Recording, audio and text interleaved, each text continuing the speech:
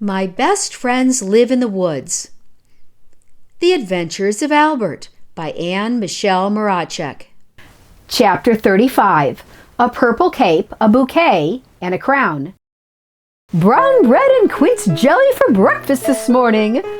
Mother Skunk was slicing up a loaf as the children yawned and shuffled into the kitchen.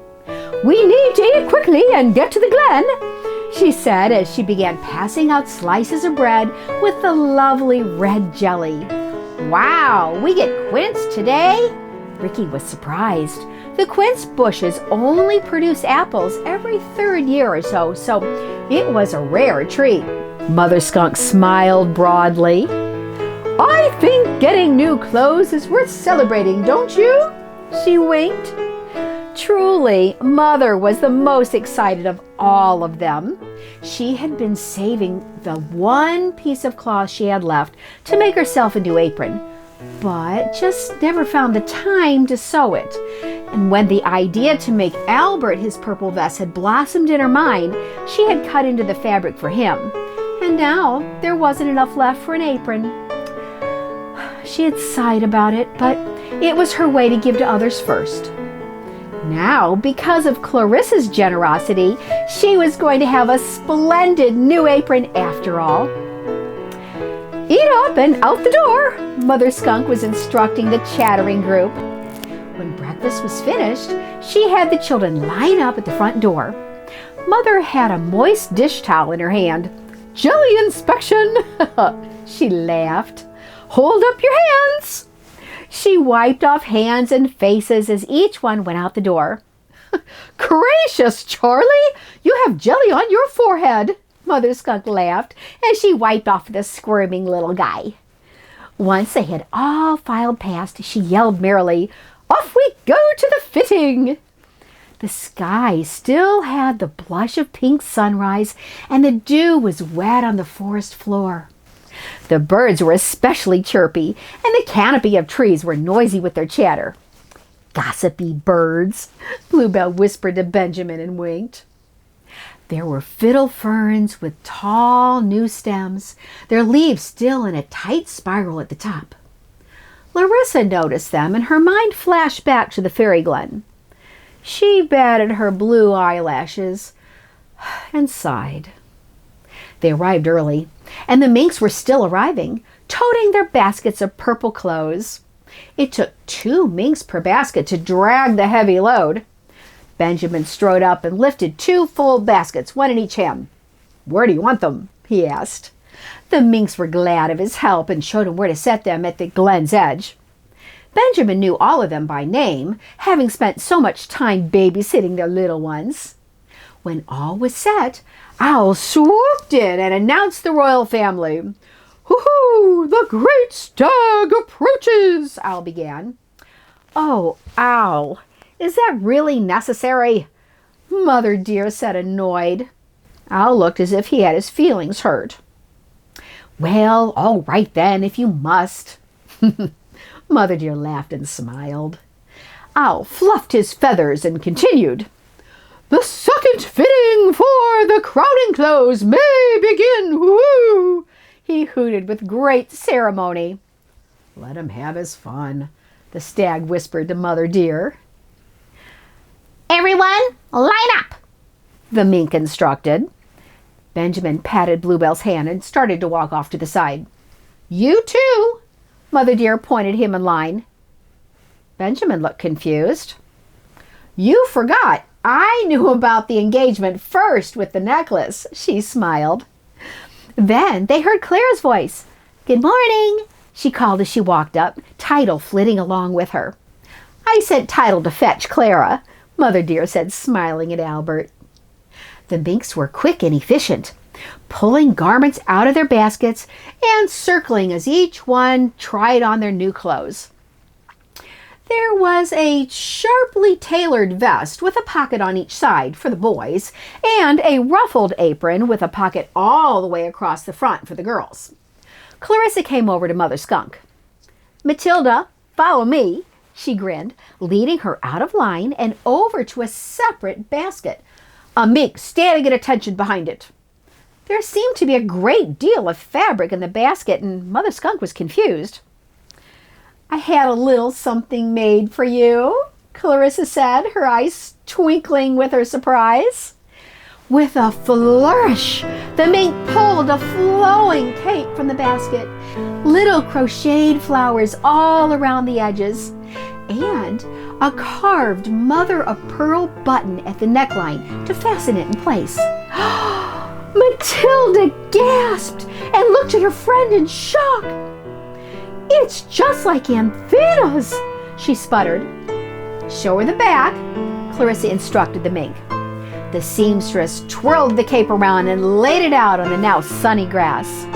Embroidered in the neatest little stitches were the words, "Right Hand of the Queen," and centered below it, "Matilda."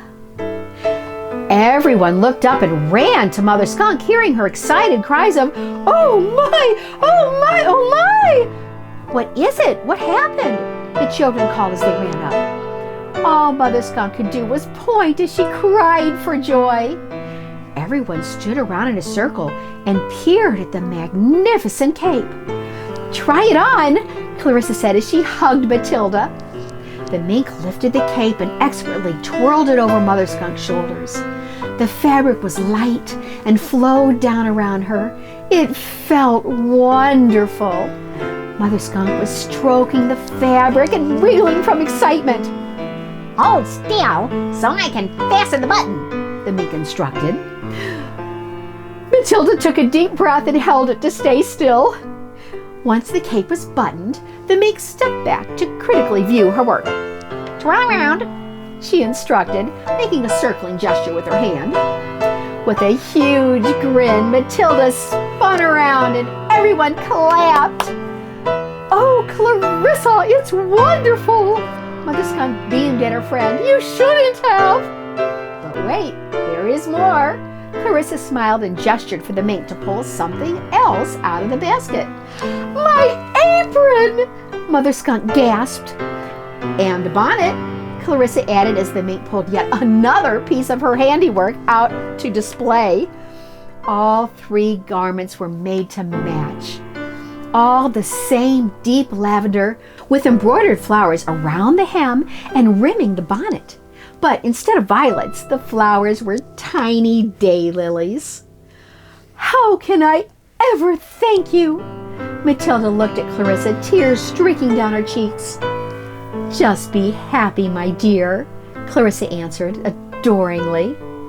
Everyone went back in line to resume trying on each garment in turn.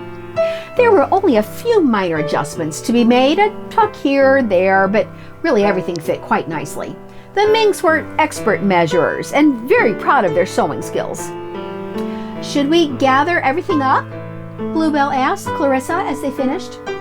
"Oh no, take them all home.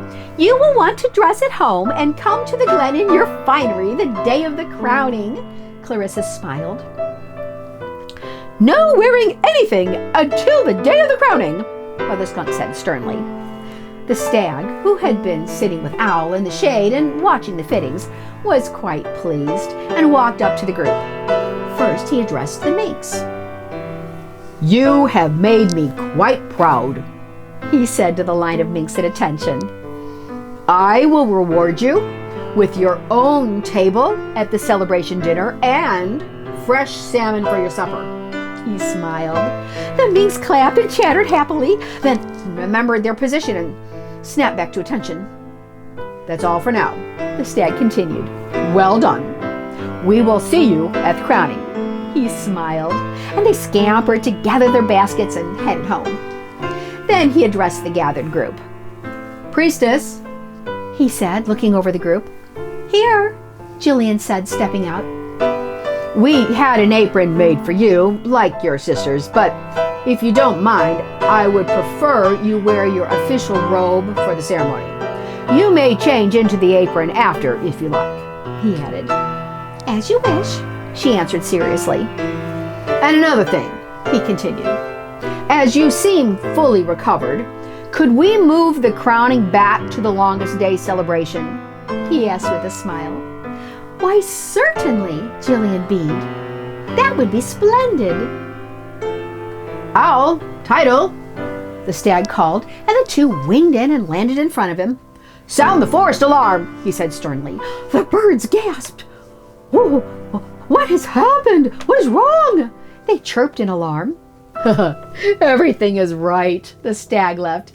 Got you, didn't I? He teased Owl. The feathers on the back of Owl's head raised up in agitation. Yes, you did, he sputtered. Matthew laughed. See, you aren't the only one who can startle, he laughed. And everyone giggled as Owl waddled back and forth and sputtered. But actually, I do need an announcement broadcast to all the forest, he continued in a more serious tone. The royal crowning is moved back to the longest day celebration. Be sure everyone knows, he smiled. Owl and Tidal lifted off to spread the good news. Can we wear our new clothes home? Charlie asked Mother Skunk. Absolutely not, Mother answered. No getting them dirty. We have to look perfect at the crowning. Besides, now that the date is back to the longest day celebration, you only have a few more days to wait, she explained to reassure him. As the group took all their lovely new garments and folded them to carry home, Matilda went up to Clarissa. I can't thank you enough, she beamed. Just be happy, Clarissa repeated and hugged her friend. High in his nest, Jimmy Squirrel heard the birds announce the crowning was once again part of the longest day celebration. His mother was quite excited by the news. James, she said to her son, James, you should invite that cute little girl that keeps coming around to go with you to the crowning. Jimmy squirmed uncomfortably. You mean little Misty? He said, a bit shocked. Why, yes, of course. She has been trying to get your attention for weeks. Mother Squirrel smiled. Really? Jimmy was amazed. You mean you haven't noticed? Good heavens, son, pay attention. James Thornton, I want grandchildren someday, Mother teased. Mom, Jimmy said, embarrassed. Come to think of it, she did come over and tell me she always knew I was a hero when the word spread about the party, Jimmy said, trying to remember the details. Well, go ask her to go with you to the crowning. Mother Squirrel was extremely happy with her idea. Albert is promised. You should at least have a girlfriend, she admonished him. Jimmy hadn't really thought about it. Well, I guess I haven't seen Albert as much these days, Jimmy admitted. And you will see less and less of him unless you get a girlfriend. Then you can do things as couples, his mother predicted. Well, how do I ask her? Jimmy was clueless. Just take her flowers and ask, his mother said. Well, what if she says no? Jimmy asked nervously. She will say yes, his mother smiled. But what if she doesn't? Jimmy insisted. Then you will go with me and your sisters like you were originally planning and nothing will change, his mother reassured him. Now off with you! She waved him out of the nest. As Jimmy scampered down the oak tree, he was trying to think of a flower to pick. Well, I don't know her favorite flower, he said to himself. Then take a bouquet of many different flowers, a tiny voice answered back, startling Jimmy. He instantly ran to the nearest tree trunk and scampered halfway up, just in case. Can I startle you? The tiny voice asked. Who is there? Jimmy chattered, eyes wide in fear. Oh, just me, Moon Pearl, the tiny voice answered again. A fairy name? Jimmy gasped. Go away! Jimmy yelled. Why? Moon Pearl was now hovering about the tree trunk Jimmy was clinging to. Why? Because I don't want to play, I don't want to go to the fairy realm, and I don't want blue eyelashes. That's why, Jimmy yelled. Oh, that. Yeah. Twinkle Blue got in trouble for that. Moon Pearl giggled. I was actually on my way to see Mother Dear, Moon Pearl told Jimmy. Well, what do you want with the Queen? Jimmy eyed the fairy suspiciously. Oh, to congratulate her, of course, Moon Pearl said as she darted about. I promised to come visit, she added, her pink hair flowing around her tiny face. Where are you going? Moon Pearl asked Jimmy. Well, to pick flowers for Misty, but I don't know what she likes, Jimmy said with a sigh. At that, Moon Pearl began to fly in a tight circle, her tiny fingers extended in front of her. As Jimmy watched in amazement, a mist of sparkling colors began to form in the center of the circle. Then the sparkles all came together to form petals and then stems until there was a bouquet of flowers hovering in the air. Go ahead, take them, Moon Pearl said as she flew backwards away from the bouquet with a swish. They are for Misty, she grinned. Jimmy reached out and grabbed the suspended bouquet. The blossoms were colors he had never seen before in the forest, and the fragrance was sweet and mysterious, as if every flower that had ever blossomed had given droplets of its perfume. When Jimmy looked up to thank Moon Pearl, she was gone. Jimmy's heart was pounding, both from the startle of seeing a fairy and from the thought of giving Misty this extraordinary bouquet. With bold new confidence, he again headed toward Misty's nest, holding his prize. Misty was gazing over the edge of her nest, high up in a pine, when she saw Jimmy scampering up, holding something of extraordinary colors.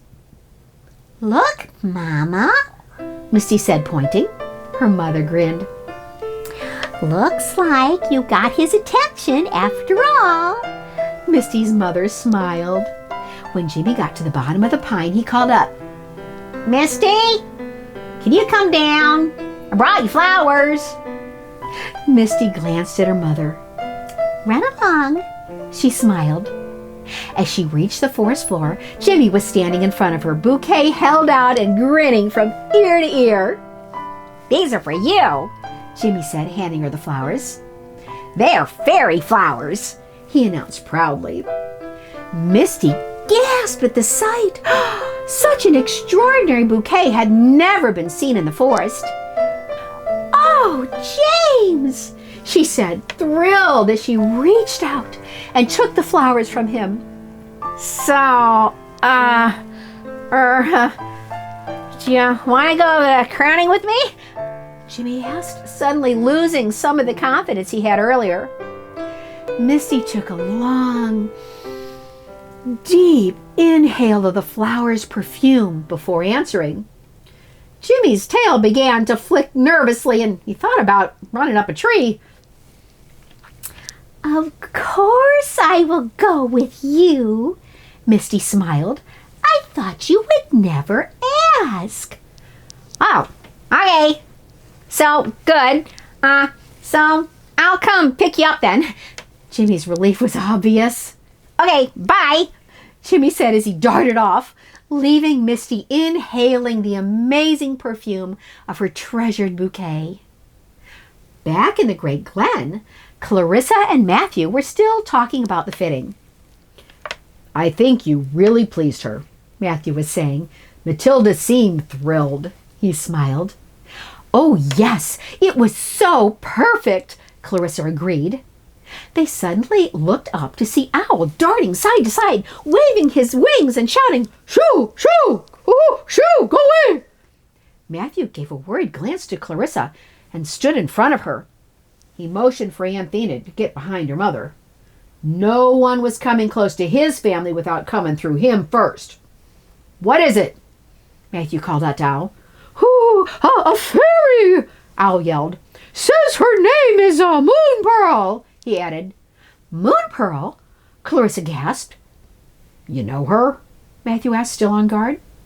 Know her? No. Met her? Yes. She promised to visit 2 lantern walks ago, Clarissa exclaimed, but never came. Well, she's here now, Al yelled as he continued to block the fairy's way. Let her come, Clarissa called out to Al. Are you sure? Matthew was worried. Not really, but let's give it a try, Clarissa said. Al stopped his frantic waving and let the fairy fly past him. She looked just as Clarissa had remembered, the same delicate pink head to toe. If she were sitting in the roses, you would never notice her. As she darted around Al, she stuck her tongue out at him. Humph! Al sputtered. Clarissa couldn't help but smile. Well, hello there, Clarissa said to the tiny one. It's been years. You look just the same, Clarissa greeted her. Years? Moonpearl looked puzzled. Seems like I just saw you. Moonpearl was confused. Is this your daughter? Moonpearl asked, seeing Anthena peeking around her mother to have a look at their fairy visitor. Why, yes, this is Anthena, Clarissa smiled. Oh, I guess it has been a long time. Moonpearl sighed. Fairies have no sense of time. She sighed again. I brought you flowers. Moonpearl smiled as she began to fly in a tight circle, just as she had done for Jimmy. Moonpearl flew as fast as her wings would carry her, fingers outstretched, until a sparkling mist began to appear. This time the mist was much larger than the one she had made for Jimmy, and little droplets of faceted crystals began to form. They coalesced into a crown of flowers made from the tiniest sparkling gemstones. The magnificent crown floated in the air in front of Clarissa, slowly rotating to display all sides.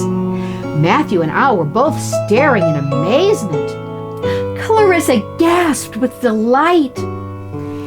It's a gift from the fairy realm to the queen, Moonpearl said as she did a little curtsy, her wings beating in a blur behind her. It will last as long as you or one of your heirs is queen, Moonpearl said, quite pleased with her handiwork. It's wonderful, Clarissa exclaimed. I thought you had forgotten me, she added. Of course not. Well, at least sometimes I remember and sometimes I don't. I've just been, I don't know what I've been doing. Moonpearl shrugged. But the fairies all decided you needed a proper crown, she smiled. Try it on, Mama, Anthena said, still peeking out from behind her mother. I will wear it at the crowning, not before, Clarissa said in a serious tone. Matthew found his voice and addressed the fairy. Thank the fairies for the wonderful gift, he said to Moonpearl. I've been thinking of canceling the lantern walks, he added, a frown forming on his brow. Almost losing Larissa and Jillian, our priestess, being so depleted has given me cause to rethink our relationship, he added sternly. Moonpearl darted from the crown, still hovering in the air, over to in front of the stag. Oh, yeah, that was a bit of a mishap, Moonpearl sighed. Twinkle Blue feels terrible about it, she added. Please accept this crown as a token of our apologies, she said with a little bow of her head and a little curtsy. Clarissa looked at Matthew. Please, she whispered. If you wish, Matthew said to his wife. Apology accepted, Matthew said to Moonpearl. Then suddenly, Moonpearl darted straight up into the air. Sparkles began to stream from her fingertips as she flew up, then suddenly down, then suddenly up and around. Everyone jumped back. She's making a sparkle heart, Anthena pointed. Sure enough, A heart of sparkles was hovering in the air. Then suddenly, Moon Pearl flew through the heart's center and disappeared, leaving the sparkling outline of a heart like fading fireworks in the sky. Chapter 35. A purple cape, a bouquet, and a crown. Discussion and questions. Gifts. A gift is a visible expression of your love. Giving a gift is often associated with a special occasion as a way of emphasizing its importance. Mother Skunk gifts her family with quince jelly for breakfast. Everyone recognizes this is a rare and special treat.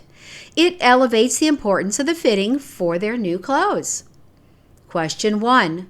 What special events do you celebrate with the giving of gifts?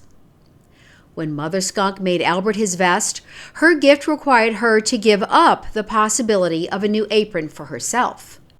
The gifts that require some self-sacrifices are always most important. Question 2. What gifts have you given others that require you to give up something of your own? Question 3. Did this make them more significant? Mother Deer lavished gifts of new clothes on the entire skunk family. Question 4. What did Mother Deer ask in return for the gifts of new clothes? Matthew and Clarissa both felt great joy from giving the new clothes to their friends. Question 5. Have you experienced the deep joy of giving to others? The fairy realm sends Moon Pearl to gift Mother Deer with a crown. Often a gift is a token of apology and used to repair damaged relationships. Question 6. Is a gift an effective way to show your sincere apology? I am the composer and performer for all the music in this video. Both audio recordings and the printed scores are available on mybestfriendsliveinthe.woods.com. I will provide the link below. The painted illustrations are also my creation. Prints are available on mybestfriendsliveinthe.woods.com. This is a novel. The chapters are meant to be heard in the order in which they were written. And while each chapter can stand alone, they do build as new characters are introduced and past events are referred to. Please be sure to like, share, and subscribe. The chapters are numbered, so if you're just joining us, be sure to go back and watch from Chapter 1. In a dream, in a trance,